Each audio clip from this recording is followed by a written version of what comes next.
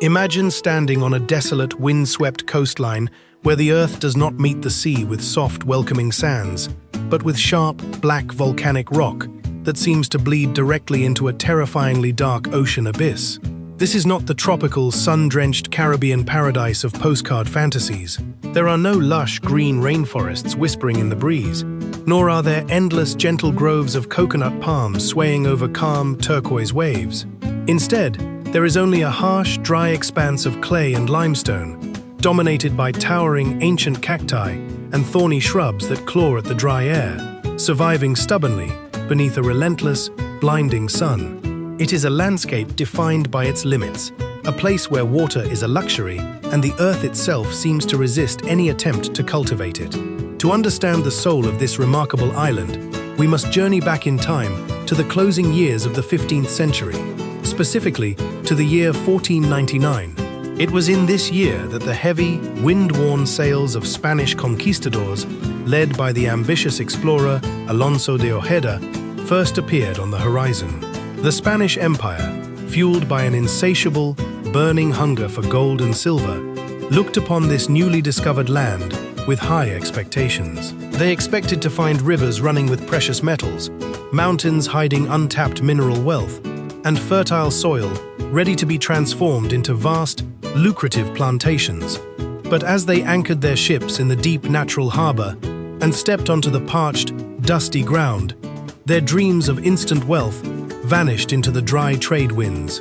They walked through the thorny scrub, searching desperately for any sign of gold, but found only dust, rock, and the strange, windswept trees that bent low toward the ground. The land had no gold, it had no silver, it possessed no flowing rivers, and its soil was far too arid to support the traditional crops that fueled the Spanish Empire. Frustrated, disappointed, and viewing the island as an absolute agricultural failure, the Spanish crown made a cold, bureaucratic declaration that should have condemned this territory to historical oblivion. They marked their charts with a single, deeply insulting phrase: Islas Inútiles, the useless islands. Alongside its neighbors, Aruba and Bonaire, Curaçao was officially deemed worthless, a barren rock devoid of value, entirely dismissed by the greatest global superpower of the era. But the true tragedy of this imperial rejection lay not in the harsh words written on Spanish maps, but in the human cost that followed. The island was not empty when the conquistadors arrived. For more than 1,500 years, the indigenous Caquetio people, a branch of the peaceful Arawak family, had lived in perfect harmony with this semi-arid environment. They had learned how to read the winds, how to find hidden freshwater pools deep within the limestone cliffs, and how to respect the delicate balance of the island's ecosystems. They were a people of deep spiritual connection, leaving behind beautifully etched petroglyphs in the dark chambers of the Hato caves, silent markings of spirals, faces, and symbols that captured their quiet understanding of the universe. Yet, to the Spanish Empire, a people who could not produce gold were just as useless as the land they inhabited. In an act of unforgivable colonial cruelty, the Spanish authorities systematically rounded up the Caquetio population, tearing them from their ancestral homes and shipping them off to the brutal gold mines of Hispaniola. There, worked to death under the whip of imperial greed, an entire civilization was nearly erased from the face of the earth, leaving behind a heavy, devastating silence that echoed through the empty valleys of Curaçao. The island was left abandoned, a discarded outpost on the margins of global trade, seemingly destined to be forgotten by history. How did an island once branded as worthless, stripped of its first inhabitants, and lacking basic agricultural resources, rise to defy the expectations of every major empire that tried to claim it?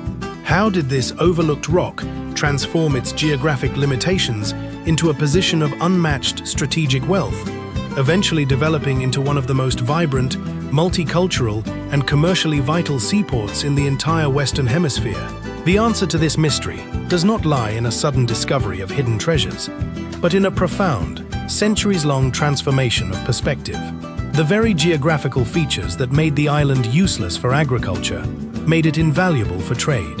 Its deep-water harbors, particularly Shottegat Bay, offered a sheltered, deep and secure anchorage that could accommodate the largest ocean-going vessels in the world, a strategic asset that the Dutch West India Company would violently seize from Spain in 1634, and the spirit of defiance that was forged in those early days of colonial neglect and human suffering has carried through the centuries, culminating in a modern-day fairy tale that has left the entire global sporting community in absolute awe.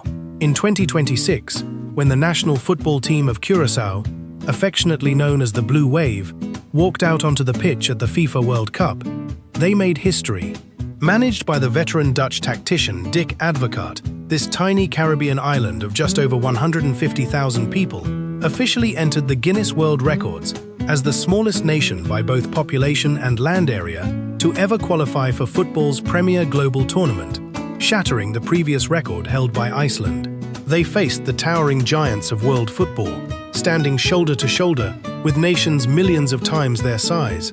And when they scored their historic first World Cup goal against the legendary powerhouse of Germany, the world finally understood the true power of Curaçao. It was a moment of profound national pride, a loud, triumphant declaration that a nation's greatness is never defined by the size of its territory, but by the depth of its resilience, the strength of its spirit, and its refusal to accept the limitations imposed upon it by others. This is the story of a land that took every blow history could deliver, every label of worthlessness, every scar of exploitation, and painted over them with a brilliant, defiant palette of survival. Over the course of this journey, we will step off the beaten tourist paths and descend deep into the hidden layers of Curaçao's soul. We will explore the vibrant colonial streets of Willemstad, where a bizarre, centuries-old law turned a blinding glare into a rainbow of hope. We will uncover the dark, painful secrets of the Atlantic slave trade and walk in the footsteps of Tula, the legendary freedom fighter who led a mathematically impossible rebellion for human dignity. We will dive into the deep indigo void of the Blue Edge, where the island shelf drops into a terrifying 1,000-meter abyss, and discover how the islanders turned a shriveled, bitter agricultural failure into a world-famous liqueur that conquered global cocktail culture. If you are ready to embark on this epic journey, to uncover how a forgotten rock rewrote the laws of survival and rose to shock the entire world, drop a comment below telling me where in the world you are watching from. Hit that like button, subscribe to Legends of Power, and turn on notifications so you never miss a single moment of our upcoming legendary stories. Do not let this incredible history slide back into digital obscurity. Your engagement is the voice that keeps these forgotten legends alive. If 1499 was the year Curaçao was condemned by the Spanish as a wasteland, 1634 was the year the world's most calculating maritime power decided the Spaniards were dead wrong. The Dutch West India Company, WIC, didn't care about golden mountains or fertile soil. They cared about the brutal, cold-blooded mathematics of trade. While the Spanish were busy chasing myths of El Dorado, the Dutch were busy building an empire on the back of shipping lanes and deep-water logistics. When they looked at the map of the Caribbean, they didn't see Islas Inútiles. They saw a strategic gold mine. The Dutch arrived in the harbor of Sintana Bay with a singular purpose: to secure a safe, deep-water port that could serve as the logistical heartbeat of their Atlantic operations. They didn't need the island to produce food.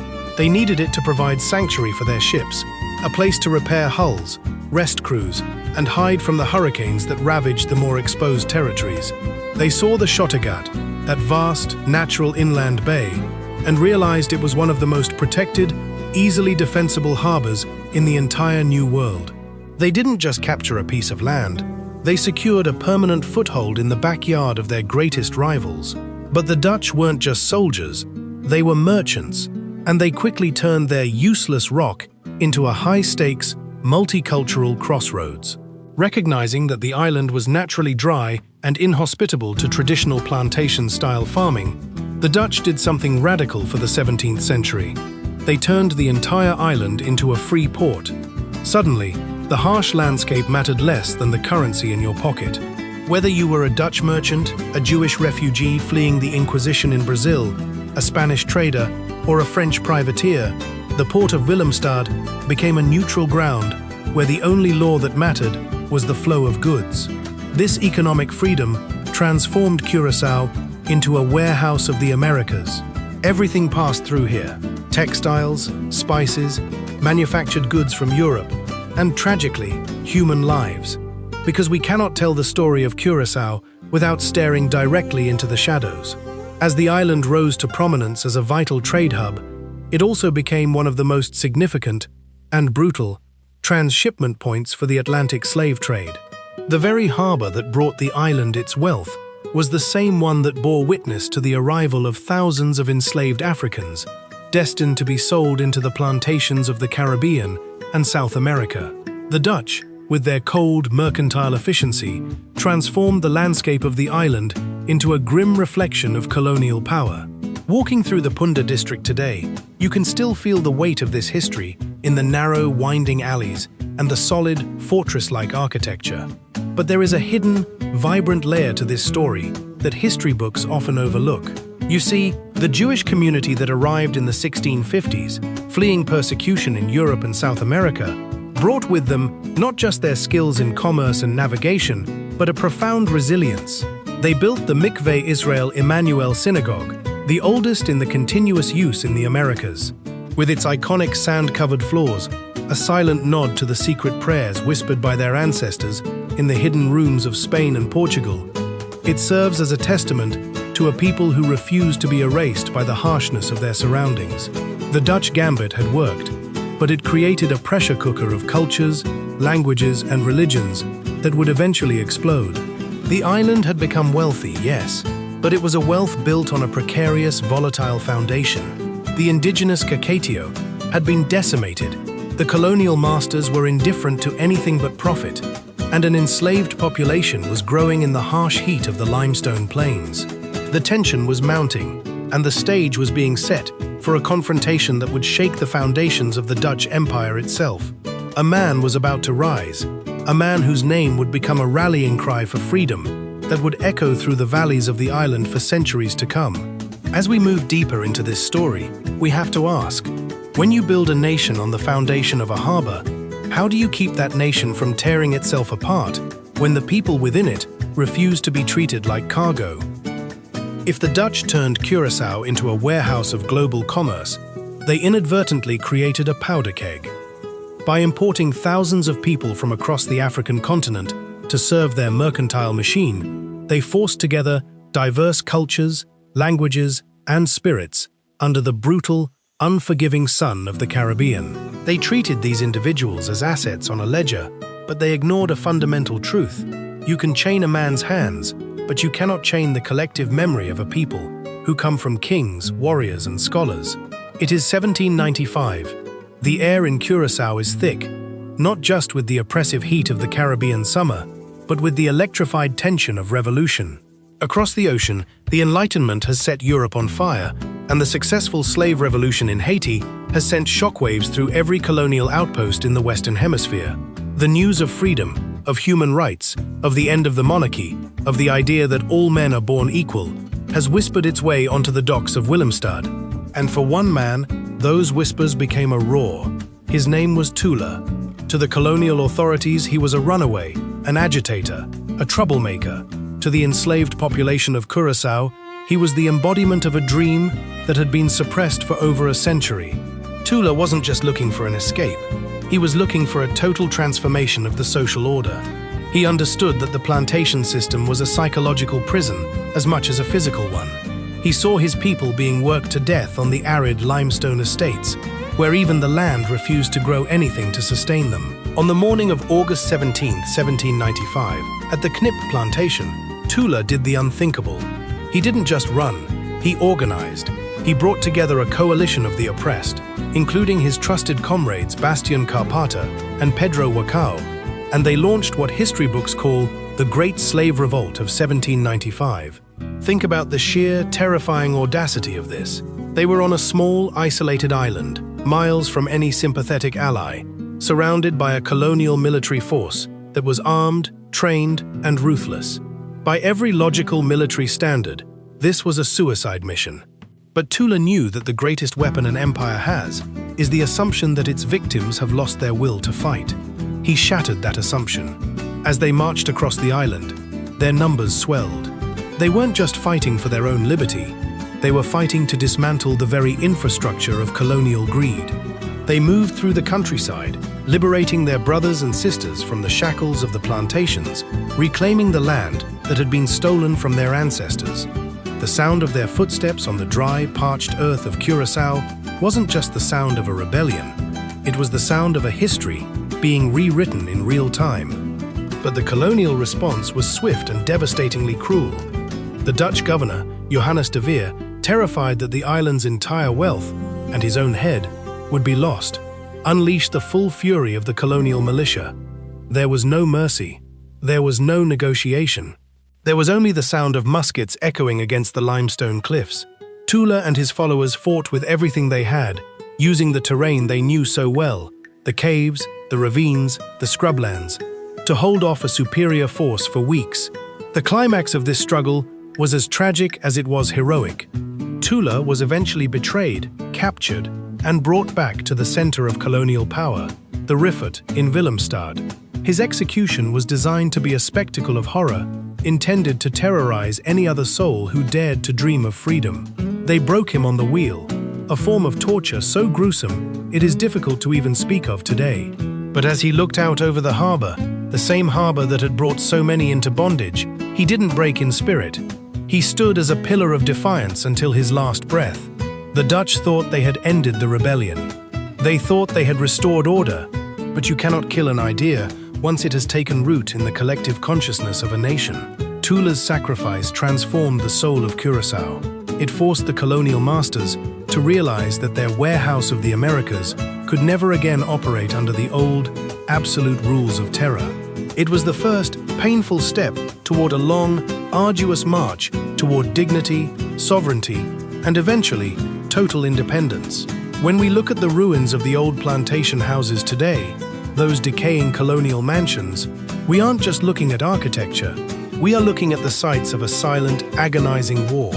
We are looking at the soil where Tula's blood was spilled, soil that now sustains the identity of a modern, free, and proud Curaçao. Why do we celebrate figures like Tula in history, even when their rebellions seem to end in defeat? Is it because they won the battle, or because they gave their people something far more valuable than gold? The realization that they were never meant to be owned. I want to hear your thoughts on this. Does history remember the victors, or does it eventually bow to those who fought for what was right, even when the odds were impossible? Let me know in the comments below.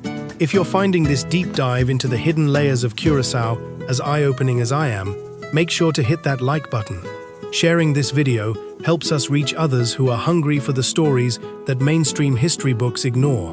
And if you haven't yet, subscribe to Legends of Power and tap that notification bell.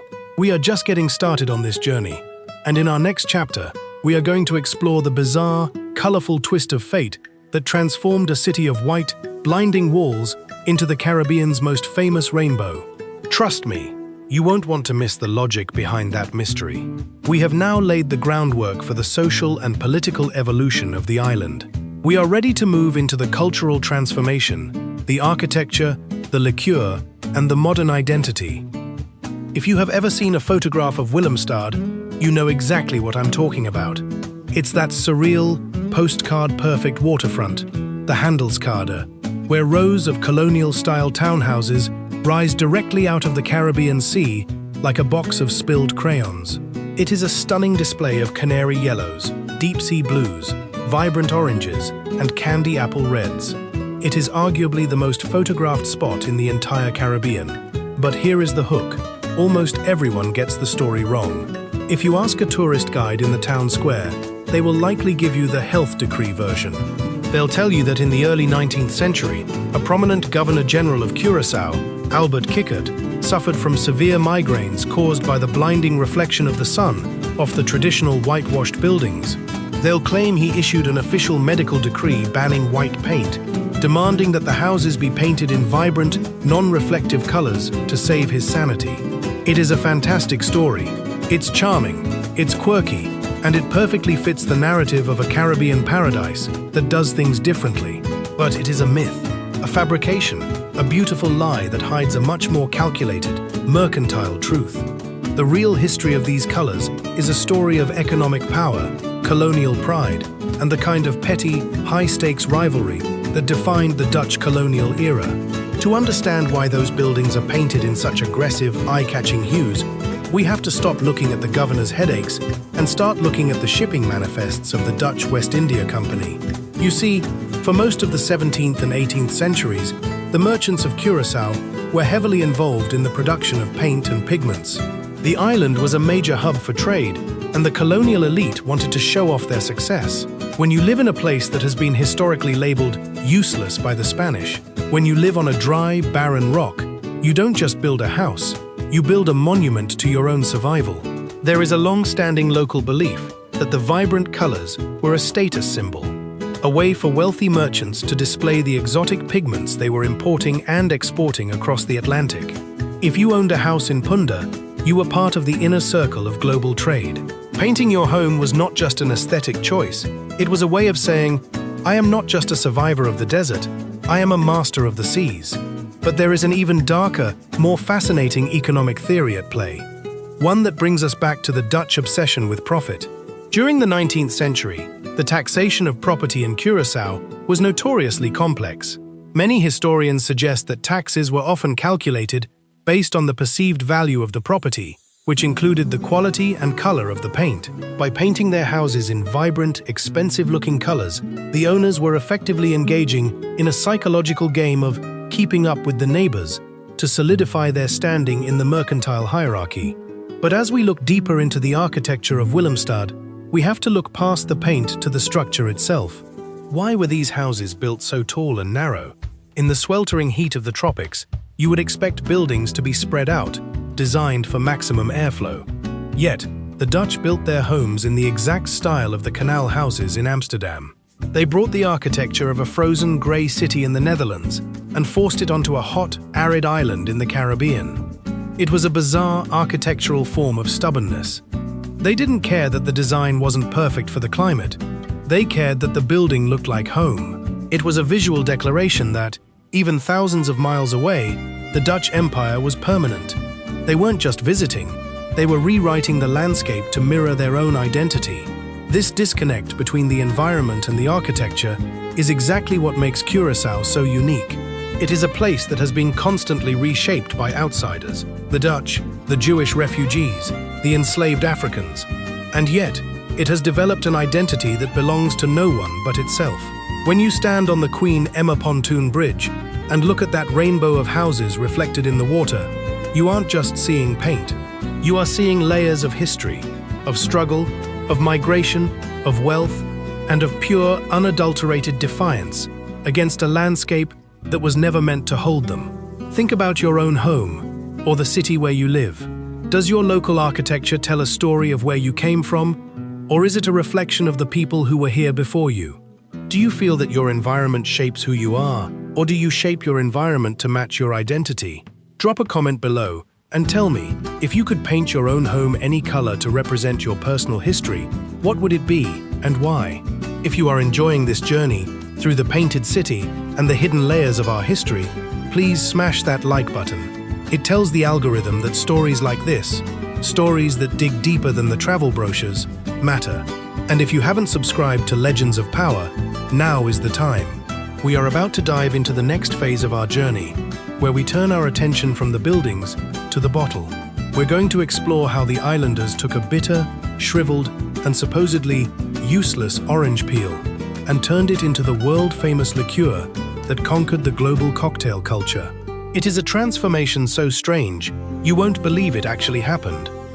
If you've ever sipped a vibrant electric blue cocktail in a dimly lit bar or enjoyed a sophisticated cosmopolitan, you have tasted a piece of Curaçao's history, whether you knew it or not. But here is the irony.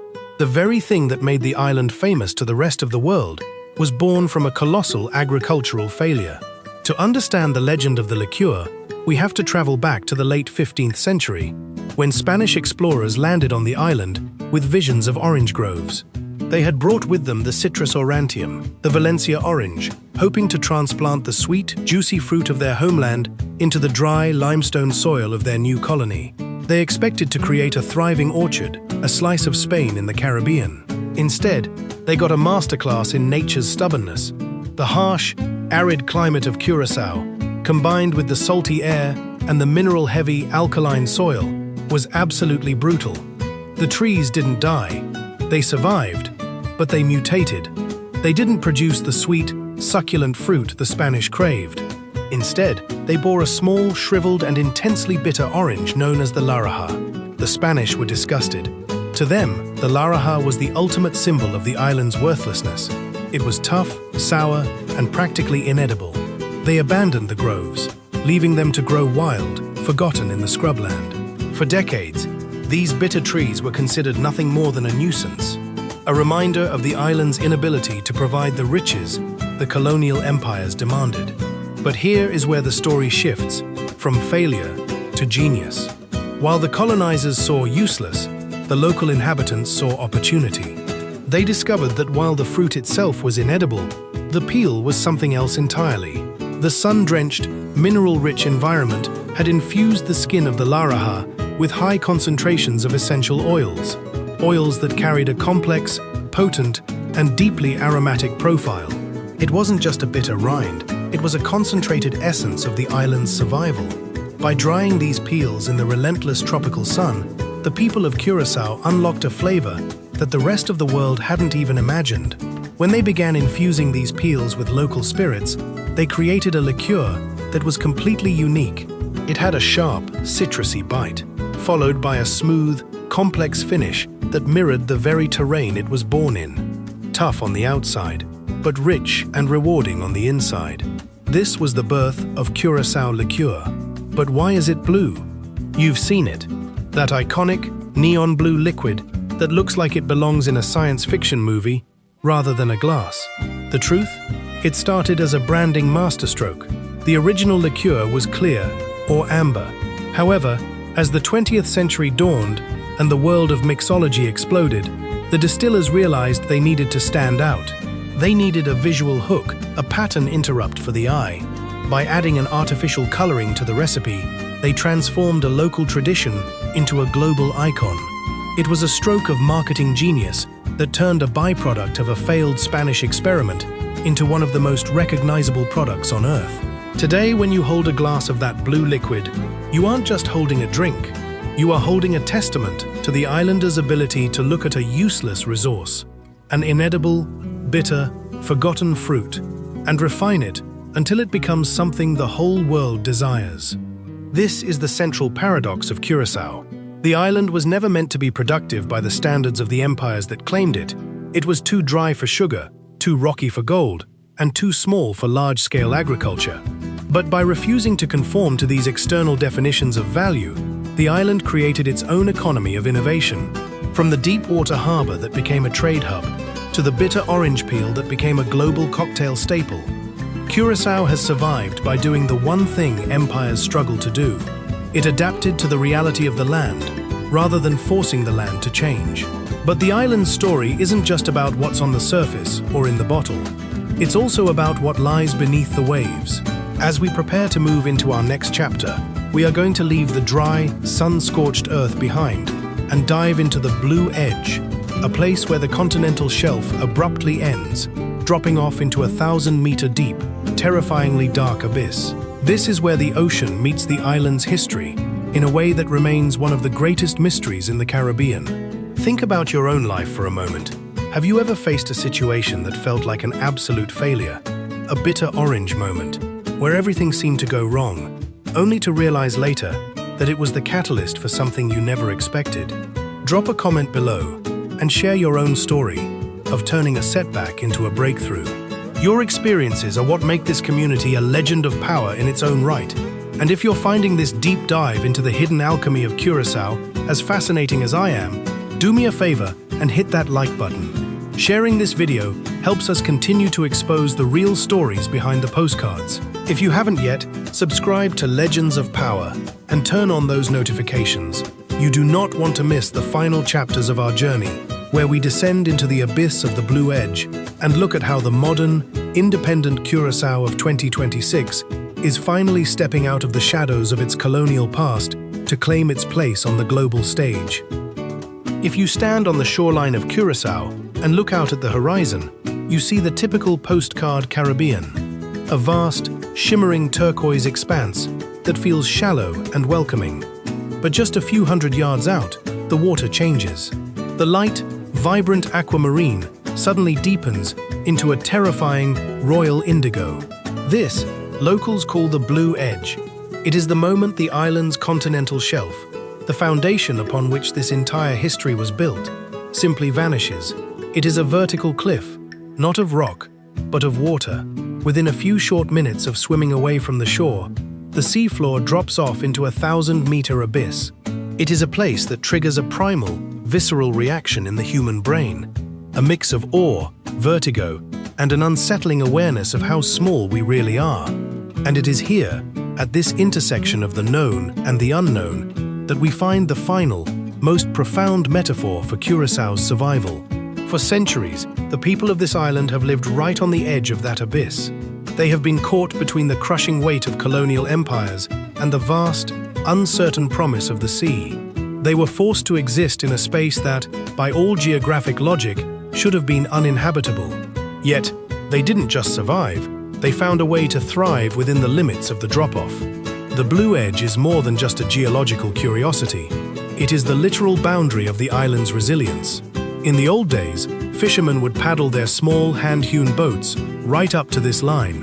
They knew that on one side, the waters were predictable, and on the other, the deep ocean promised legendary catches, but also carried the constant threat of being swallowed by the deep.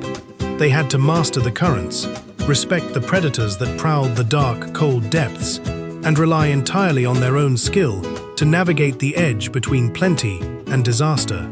This mastery of the Blue Edge became a part of the Curaçaoan psyche. It is the ability to walk the tightrope of history. When the Dutch were busy trading, and the enslaved were fighting for freedom, and the merchants were painting their houses in defiant colors, they were all operating on this metaphorical edge. They were existing in a space where they had to be constantly vigilant, constantly adapting, and constantly aware that the stability of their world could drop away at any moment. But today, that Blue Edge represents something else entirely, a gateway to a modern, sovereign identity. In 2026, as the world looks at Curaçao, not just as a tourist destination, but as a nation standing on its own 2 feet, we see a people who have finally turned their back on the abyss of colonial dependency. They are no longer the useless islands or a warehouse for empires. They are a nation that has mapped its own depths. This transition from an exploited territory to an independent, modern player on the world stage hasn't been easy. It has been a process of reclaiming their narrative, of teaching their children about the Hato caves and the strength of the Caquetio, and of ensuring that the memory of Tula is not just a footnote in a Dutch textbook, but a foundational pillar of their national pride. Think about the places in your own life that feel like your own Blue Edge. Is there a moment in your career, your relationships, or your personal growth where you had to stand at the brink of the unknown, look down into the potential for disaster, and choose to move forward anyway? How did standing at that edge change the way you perceive your own strength? I want you to tell me in the comments below, what is the biggest risk you've ever taken to reach a breakthrough? Reading your stories is what fuels this channel, and honestly, your responses are the most important part of these videos. Let's create a space here where we can share those moments of courage. If this journey into the abyss has made you see the hidden strength in the world around you, please hit that like button.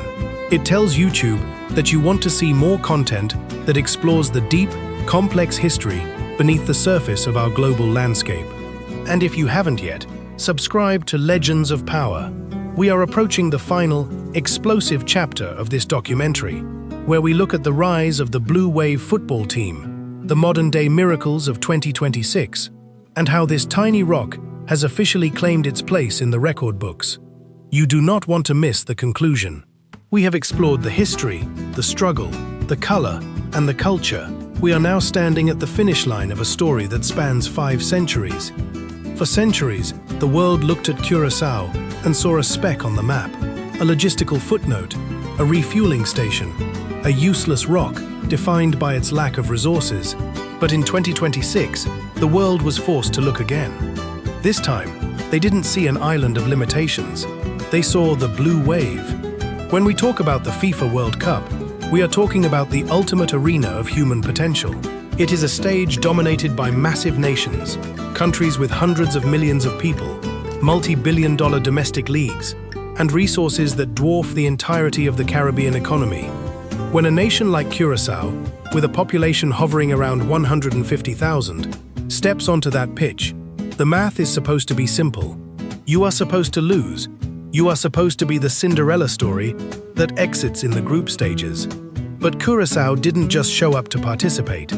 Under the masterful, calculated direction of Dutch veteran Dick Advocaat, this team became a living, breathing manifestation of everything we have discussed in this documentary.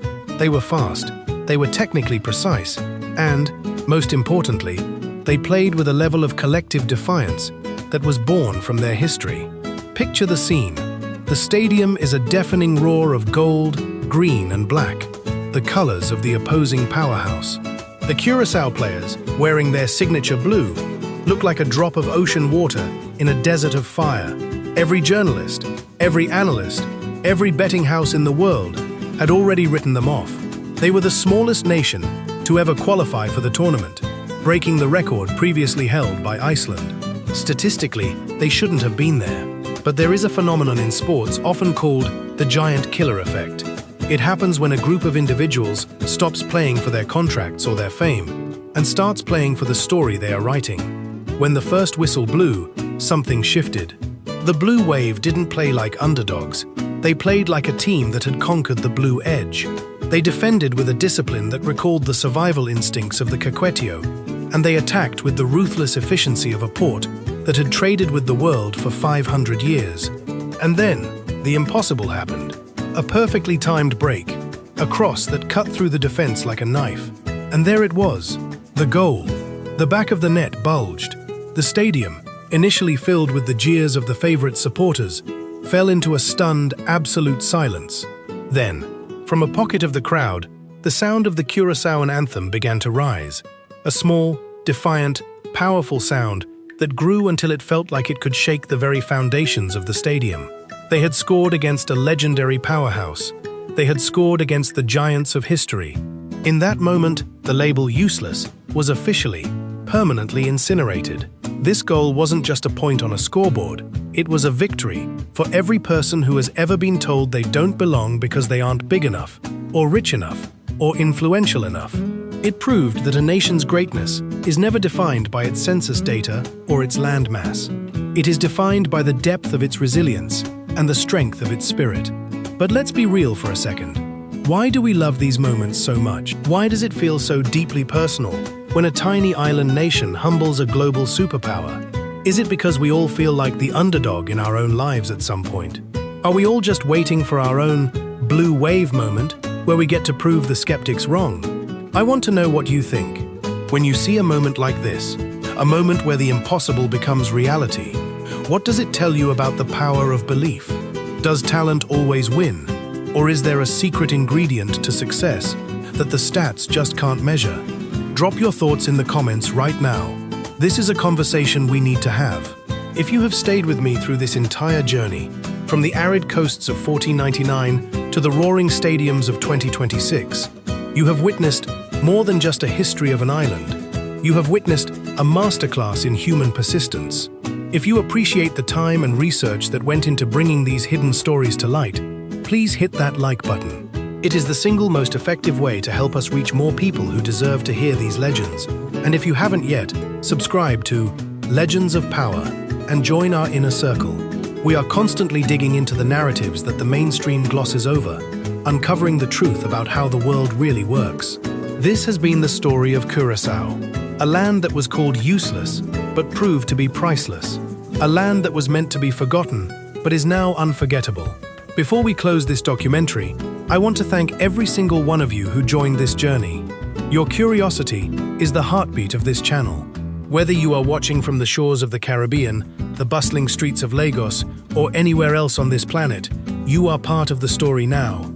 Keep questioning the narrative, keep looking for the hidden layers, and above all, keep fighting for your own blue wave moment.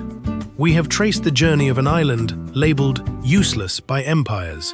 through the dark corridors of colonial history, the fires of revolution, and into the modern era where, against every statistical probability, it stood tall on the world's biggest stage.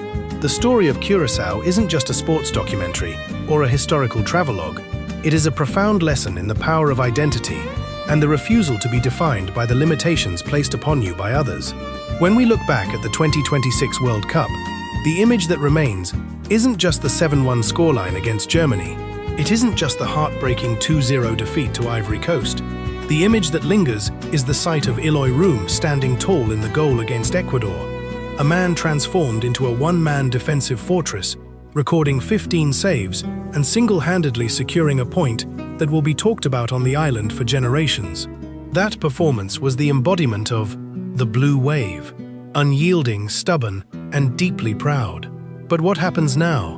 What is the legacy of a nation that took the world's biggest stage and proved its existence is not a mistake, but a statement? The success of 2026 has ignited a fire within the local football culture that goes far beyond professional trophies. Across the island, from the streets of Willemstad to the rugged northern coast, young kids are picking up footballs with a new understanding of what is possible. They are no longer looking at the world through the lens of a tiny island that is supposed to be quiet. They are looking at the world as a place where their voice, their skill, and their heritage carry weight. The recruitment strategy that brought in diaspora talent from the Netherlands, a move that was initially met with skepticism, has now become a blueprint for how a small nation can punch above its weight. It bridged the gap between the island's colonial history and its future, bringing back the children of the diaspora to fight for the colors of their ancestors. This synthesis of identities is the new blue wave, a blend of local grit and international experience that defines the modern Curaçaoan. However, the real test of a legend is not in the tournament itself, but in the aftermath. Can the momentum be sustained? Can the infrastructure for the next generation of players be built? And more importantly, can the spirit of national unity that was forged during those 3 matches in Houston, Kansas City, and Philadelphia be maintained when the stadiums are empty and the world's cameras have turned their attention elsewhere? History shows us that the biggest danger to an emerging power is the temptation to settle. The useless island narrative was a cage, but it was also a protective barrier that forced the islanders to cultivate their own unique strength. Now that the world is watching, the challenge is to remain true to that identity while navigating the pressures of global recognition. As we conclude this documentary, I want to leave you with a final thought. Every person, every community, and every nation has its own version of a blue wave waiting to be unleashed. You may be facing a landscape that feels barren. You may be working against odds that feel mathematically impossible. And you may be tired of being labeled as something less than. But history has a way of rewarding those who keep moving forward, especially when everyone else tells them that the finish line is out of reach. Curaçao didn't win the World Cup, and it didn't rewrite the global order in a week, but it changed the way it sees itself. And in the long run, that is the only victory that truly matters. What was your biggest takeaway from this series?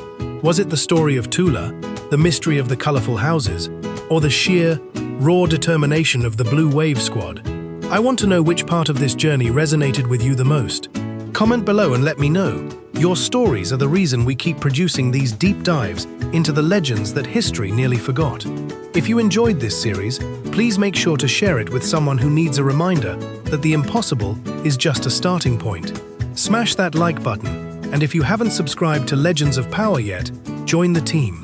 We have more stories coming, more myths to debunk, and more legends to resurrect from the digital shadows. Thank you for being part of this journey.